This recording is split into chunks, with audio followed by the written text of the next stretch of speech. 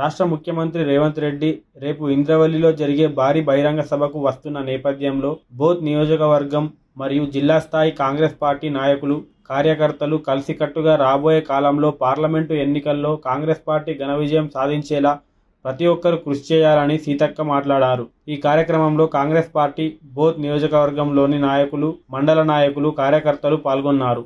సమీకరించి అక్కడి నుంచి వారి యొక్క పోరాట ప్రస్థానాన్ని మరొకసారి స్టార్ట్ చేసి ఈరోజు రాష్ట్రంలో అధికారంలోకి రావడం జరిగింది. అధికారంలోకి వచ్చిన తర్వాత కూడా మరి ఆనాడు ఇచ్చిన మాట ప్రకారం మొదటి అడుగు ఉమ్మడి ఆదిలాబాద్ జిల్లా నుంచే అభివృద్ధి పథకాలను స్టార్ట్ చేస్తూ మరి వెనుకబడ్డటువంటి ప్రాంతాన్ని అన్ని రంగాలలో ముందుకు తీసుకురావాలన్నటువంటి ఉద్దేశంతో ఆనాడు పోరాట స్ఫూర్తి లాగానే ఒక ఉద్యమం లాగానే అభివృద్ధిని కూడా ఈ వెనుకబడ్డ ప్రాంతాలకు మరి తీసుకొచ్చి అన్ని రంగాలలో ముందుకు తీసుకురావాలన్నటువంటి కృతనిశ్చయంతో మొదటి పర్యటన కూడా మన ఇంద్రవెల్లి నుంచి 2వ తారీఖు నాడు మొదలు పెట్టడం జరుగుతూ ఉంది. కాబట్టి మనము చాలా తక్కువ టైం ఉంది, ఒకటే రోజు ఉంది.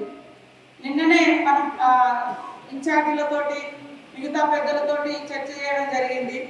ఈరోజు నైట్ నేను వచ్చిన మరి ఇప్పటికే కేశలాపురం కానీ ఇంద్రవెల్లి కానీ వెళ్ళి రావడం జరిగింది.